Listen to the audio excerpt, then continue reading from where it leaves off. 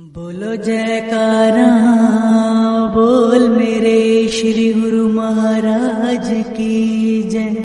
सौभाग्यशाली गुरुमुखो, परम संत श्री कबीर साहिब जी कथन करते हैं कि प्रभु का दिव्य प्रेम एक ऐसी अलौकिक देन है जिसे चाहते तो सब हैं परंतु पा नहीं सकते, क्योंकि पूर्ण आत्मसमर्पण कर देने से ही उसकी उपलब्धि हुआ करती है।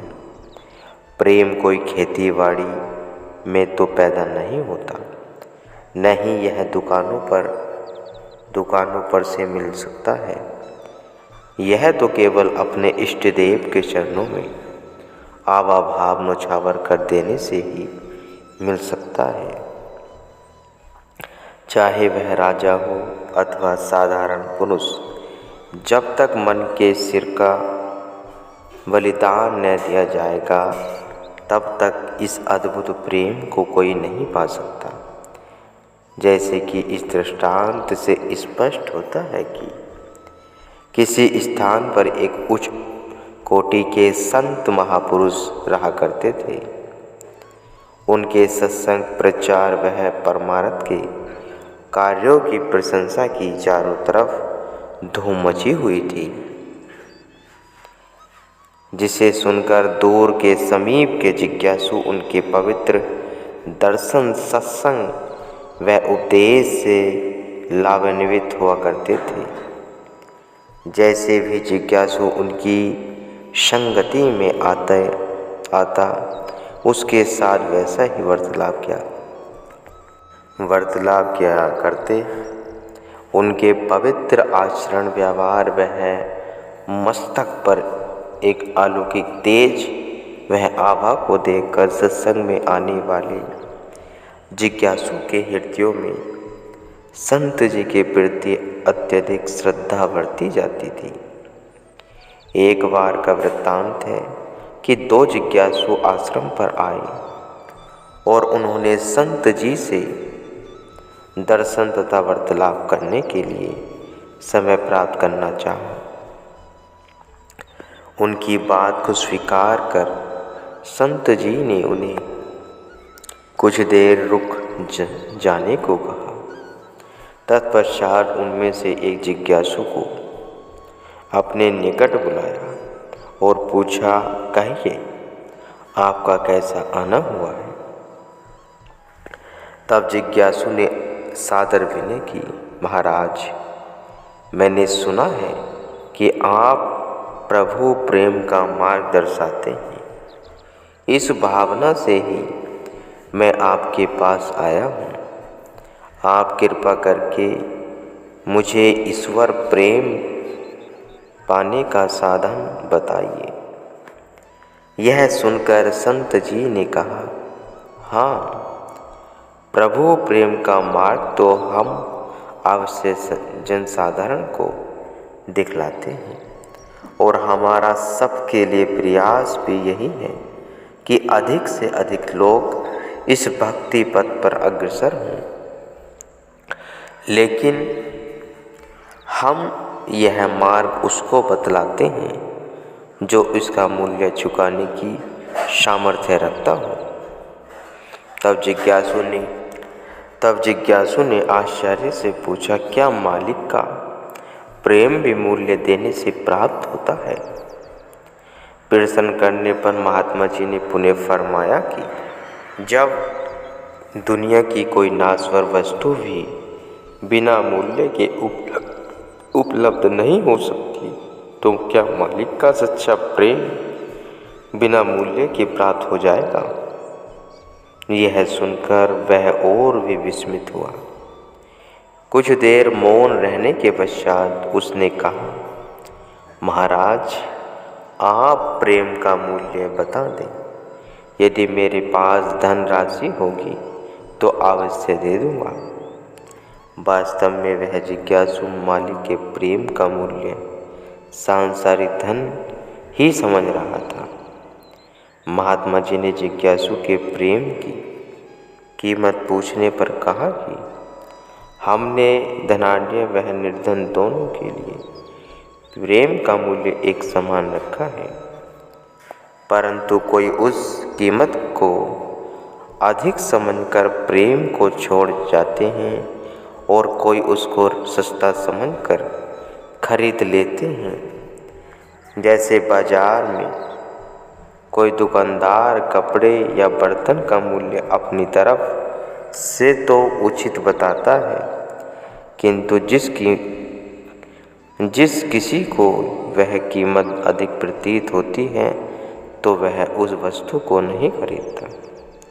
जिज्ञासु ने पुनः विनय की, आप प्रेम का मूल्य बताने की कृपा करें।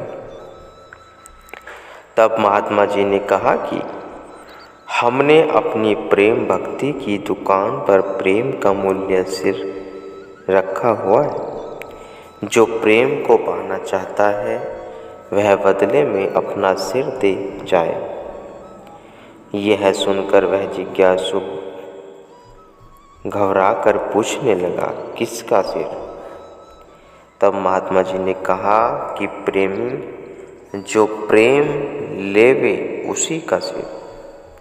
वह सज्जन जो कि अभी तक प्रेम भक्ति के मार्ग पर गूढ़ रहस्य को नहीं जानता था, चकित हो गया।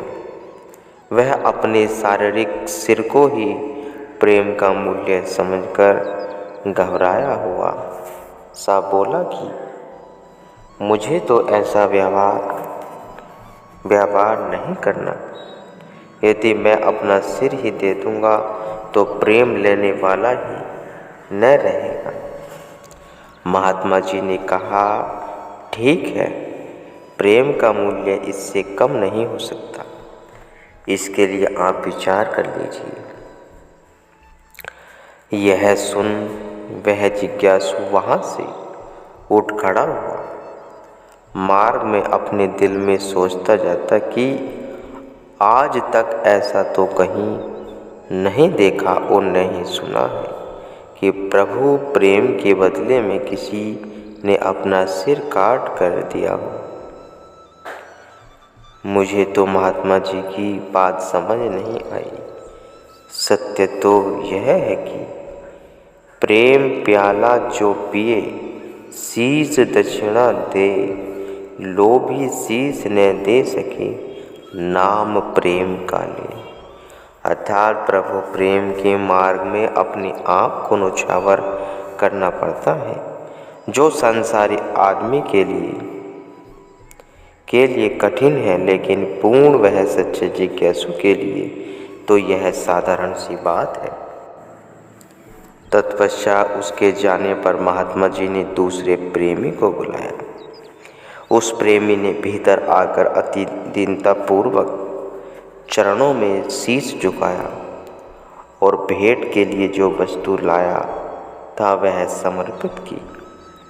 तब महात्मा जी ने पूछा, कैसे आए हो प्रेमी?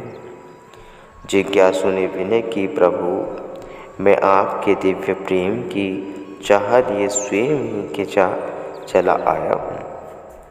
महात्मा जी के पूछने पर कि तुम क्या चाहते हो, प्रेमी ने अत्यंत विनय और दोनों हाथ बांध कर विनय की, महाराज आप अपने दिव्य प्रेम से मेरा आंचल भर दो।